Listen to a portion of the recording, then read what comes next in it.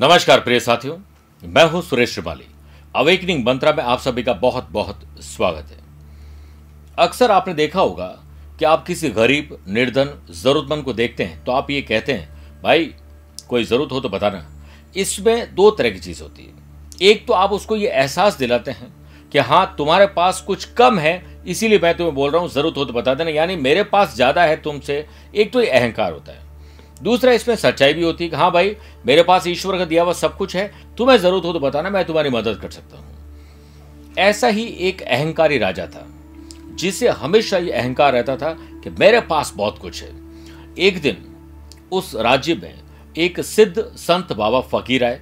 वो बहुत गरीबी में रहते थे, भिक्षा मांग कर लेते थे, ज्यादा कुछ उनकी जो है वो कोई ख्वाहिशें नहीं रहती थी। एक दिन राजा उनकी कुटिया में पहुंच गए। जगह थी नहीं बैठने की। राजा बड़ा डिस्टर्ब हुआ, लेकिन उसने कहा कब क्या कर सकते हैं, ये गरीब दास है।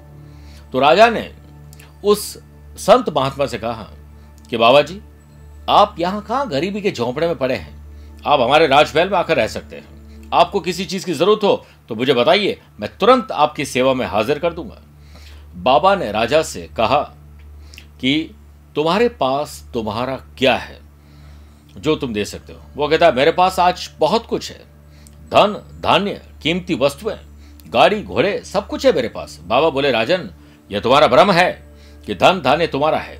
ये शरीर और सौंदर्य, यह सब कुछ तुम्हारे माँ बाबू जी की देन है, तुम्हारा नहीं है।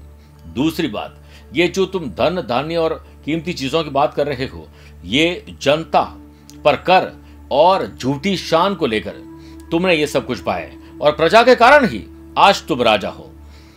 केवल धर्म कर्तव्य ही अपनी संपत्ति होता है, याद रखना। धर्म का पालन करते हुए यदि तुम प्रजा की सेवा करते और रक्षा करते रहोगे तो युगों युगों तक अमर रहोगे, और वही तुम्हारा सब कुछ होगा। जैसे आपने देखा होगा कि कुछ लोग कहते हैं कि हम कुछ लेकर नहीं आए और ना ही कुछ लेकर जाएंगे, जबकि मैं ऐसा कहता हूं कि हम भाग्य लेकर आए हैं और कर्म लेकर जाएंगे। राजा ने गलत कर्म किए, उसके अहंकार ने उसको पतन के रास्ते पर भेज दिया।